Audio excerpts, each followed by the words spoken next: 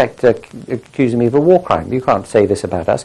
You've got to rewrite this in milder terms, which Churchill did. But the original memo was kept on file and was published by the official historians of Bomber Command in 1960, Webster and Franklin, both of whom had their very serious doubts about the bombing campaign. But what's interesting about it is this. At the end of March, Churchill's anxieties, which I suspect had been fueled certainly by Anthony Eden, but also by senior army officers who were going to and fro between conquered parts of Germany and back to London, and they were saying, "My God, you ought to see what's happened there and what we've done," and all those anxieties. And in fact, Hitch mentioned just that sort of reaction on the part of Dreiberg. But then, within 2 weeks, the first of the concentration camps was liberated by Allied troops.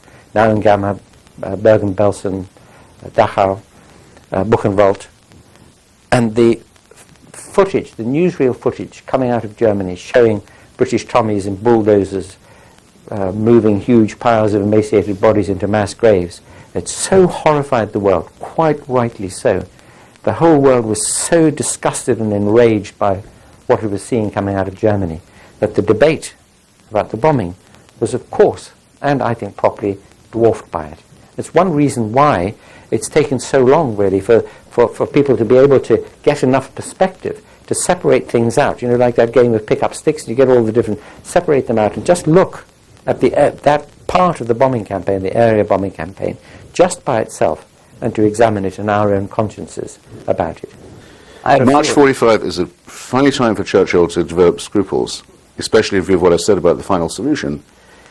And I believe I'm right in saying that nowhere in any one of his histories, any one volume of his multi-volume history of the Second World War, is the final solution mentioned.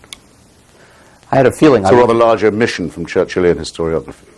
I had a feeling I wouldn't have to do a whole lot up here to get the conversation going.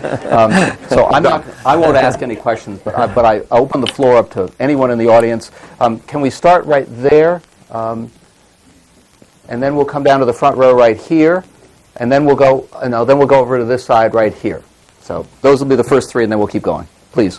Mr. Hitchens. Sir. Yes. Apart from the morality of it, do you think that terrorizing civilian populations works? Well, I think this was liberating a civilian population in part.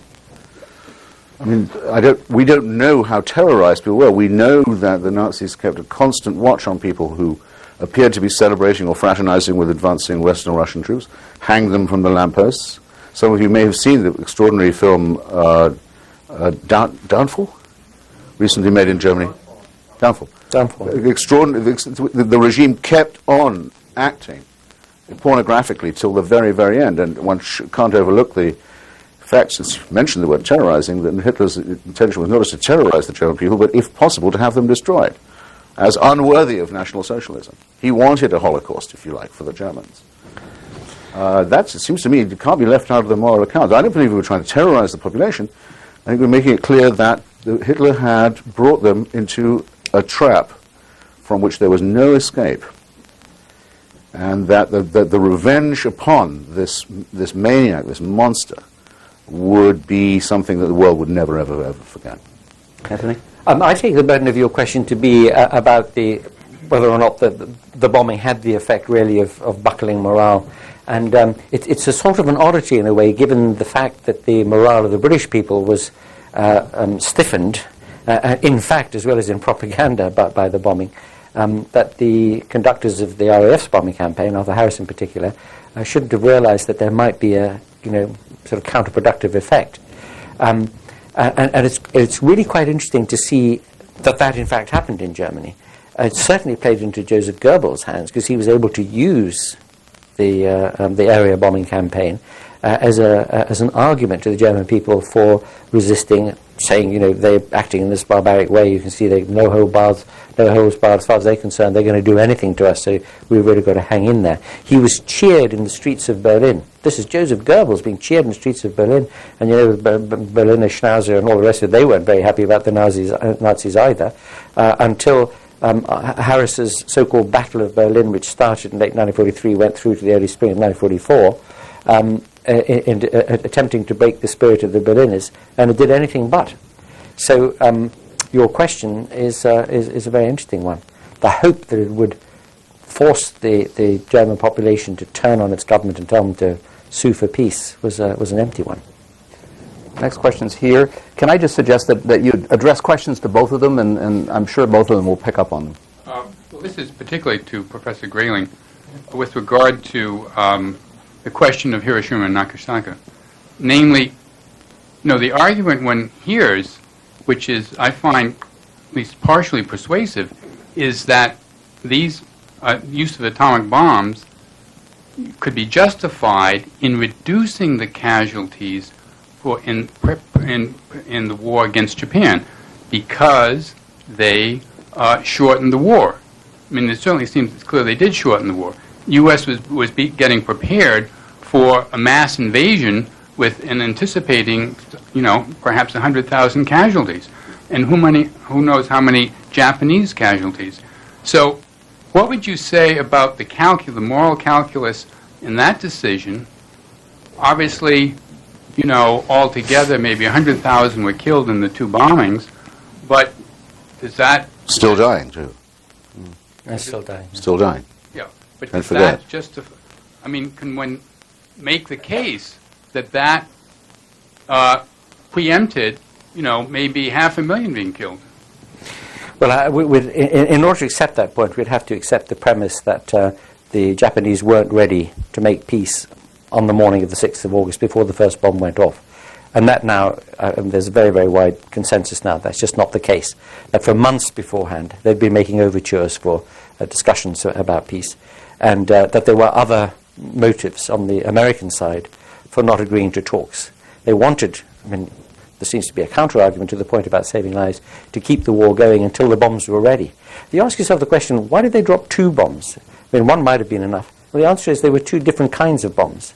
They kept cities relatively unbombed in order to see what the effect would be, turned down the idea of doing a demonstration. And also for months beforehand, solitary B-29s were sent over Japanese cities, very, very high up, 30,000 feet or 25,000 feet, to drone around a little bit over the city and then go away again, so that the Japanese population would get used to having these solitary, what they thought reconnaissance aircraft overhead. In fact, the Japanese called them Mr. B, sort of harmless bombers that came overhead and then went away. So that on the morning of the 6th of August, when there was a solitary droning B-29 above Hiroshima, nobody took any notice. Nobody was in an air raid shelter or anything else when that bomb went off. And there was a chilling description by Hirsch, I think, talking about seeing a line of soldiers with their hands on the shoulder of the soldier in front, all blind, because they'd all been looking up at the bomber when the flash happened, and their eyes were turned to liquid and ran down their cheeks like tears. I see your point would be met by a demonstration bomb of the kind that the famous Dr. Edward Teller told me he had favoured. The same effect could have been produced on the 5th of August or earlier, if other things being equal. The only reason I can think, and I've never heard a justification for Nagasaki, as a matter of fact, is this, because the argument that it shortened the war was never made in 1945 in any cabinet discussion. We have all the papers now. Nobody said, let's do it to shorten the war. Some appear to have said, let's do it to impress Joseph Stalin, which, hey, is the reason we've destroyed Dresden already. Stalin seems to require a lot of immolated cities for his self-satisfaction. The other is possibly to deter the Soviet Union advancing into Japanese islands. But I think not until 1948 does anyone come up with the excuse, well, it shortened the war. So all of you who are out of the Pacific Theater should be grateful you got home early. It's a bogus argument, unfortunately. The other thing one can say is, well, it's completely annihilating. There's going to be no one in the Japanese officer corps after the surrender saying, but perhaps, we could have a comeback one day, the empire will rise again. They know, that's it. You really have lost this time. Again, this is an argument that I find myself very uncomfortable even rehearsing, because it's unquantifiable and possibly wicked, but these are psychological effects we take for granted that we didn't have in our arsenal at the time. Finally, not in the arsenal of the RAF or the USAAF were rocket bombs, V-1s and V-2s, which started falling on London to a considerable extent in 1945, and in fact, it's universally agreed that British morale at that point was likely to crack, because people thought it was nearly over, and they couldn't stand the thought it was starting again, and this time, not bombers that could be shot down, but rocket bombs exploding without warning.